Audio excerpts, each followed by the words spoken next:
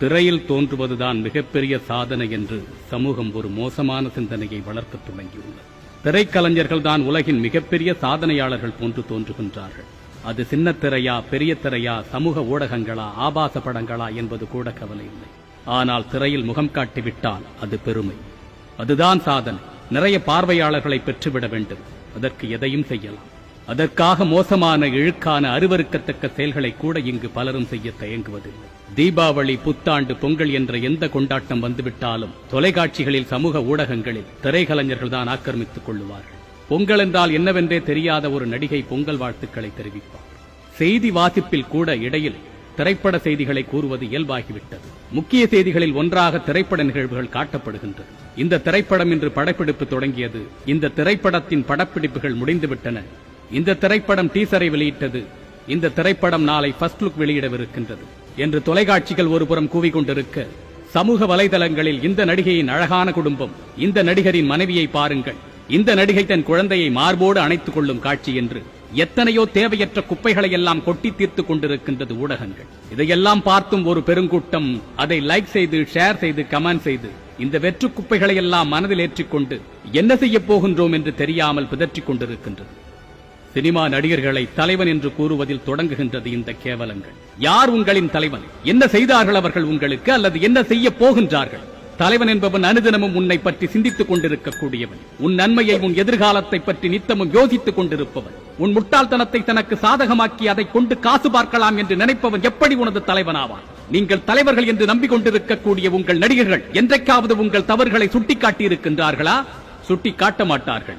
ஏனென்றால் அந்த முட்டாள்தனம் தான் அவர்களின் மூலதனம். நீங்கள் இன்னும் பல கிறுக்குத்தனங்களை செய்ய வேண்டும். பைத்தியக்காரர்களை போன்று தலைவா என்று அவர்கள் பெயரை சொல்லி நீ கூவ வேண்டும். அந்த கதறலும், கூக்குரலும், கூச்சலும் தான் அடுத்த படத்திற்கு அவர்களது சம்பளத்தை நிர்ணயிக்கப் போகின்றது. எல்லா அயோக்கியத்தனத்தையும், அருவருக்கத்தக்க செயல்களையும் படத்தில் காட்டிவிட்டு சினிமாவை சினிமாவாக பாருங்கள் என்று கூறுவார்கள். நீங்கள் சினிமாவை சினிமாவாக எடுங்கள். தங்கள் படத்தை குழந்தைகள் பார்க்கின்றார்கள், பெரியவர்கள் பார்க்கின்றார்கள், குடும்பத்தோடு பார்க்கின்றார்கள் என்ற சிந்தனை கொஞ்சம் கூட இல்லாமல் மோசமான காட்சிகளையும் கெட்ட வார்த்தைகளையும் பயன்படுத்தி பேசுகின்ற ஒருவனுக்கு சினிமாவை சினிமாவாக பார் என்று கூறுவதற்கு என்ன அருகதை இருக்கின்றது? அப்படி சொல்லுகின்ற நடிகர்கள் நடிகர்களை நடிகர்களாக மட்டும் பாருங்கள் என்று கூறுவார்களா?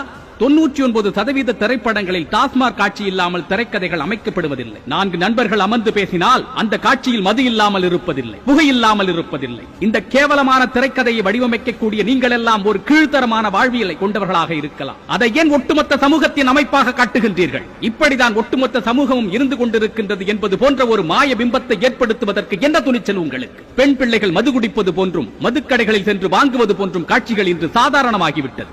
எங்கோ ஏதோ ஒரு ஈனப்பிறவி அதை செய்கின்றது என்பதற்காக அதை ஏன் என் சமூகத்தில் காட்டி தவறான சிந்தனைகளுக்கு நீ வழிவகுக்கின்றாய்? விபச்சாரத்தை கூட, ஆபாச படங்களை கூட நியாயப்படுத்த தொடங்கிவிட்டது ஊடகங்கள். கேட்டால் அதுவும் ஒரு தொழில்தானே என்று நியாயப்படுத்தி எங்களுக்கு வாழ்வியலை கற்பிக்கின்றீர்கள் நீங்கள். அது சிறந்த உயர்வான துறையாக இருந்தால் நீங்கள் உங்கள் குடும்பத்தோடு அதில் ஈடுபடுங்கள். எங்கள் சமூகத்திற்கு நீங்கள் வாழ்வியலை கற்றுத்தர வேண்டாம். 2000 ஆண்டுகளுக்கு முன்பே எங்களுக்கான வாழ்வியலை வடிவமைத்து கையில் கொடுத்து விட்டான் எங்கள் வள்ளுவன். பொருட்பெண்டீர், பொய்மை, முயக்கம், இருட்டறையில் ஏதில் பிணந்தழியற்று என்று கூறுகின்றது எங்களது வாழ்வியல். அன்பு என்பது அறவே இல்லாமல் வெறும் வெள்ளிப்பணத்திற்காக அன்பாக நடிக்கும் ஒரு விலைமகளோடு கூடுவது, இருட்டறையில் எந்த நிலையில் இருக்கின்றது என்று கூட தெரியாத ஒரு பிணத்தை தழுவி மகிழ்வதற்கு சமம் என்று என்றோ காரி உமிழ்ந்து விட்டான் எங்கள் வள்ளுவன். நீங்கள் எங்களுக்கு வாழ்வியலை கற்றுத்தர தேவையில்லை. என் அன்பு தமிழ் சொந்தங்களே,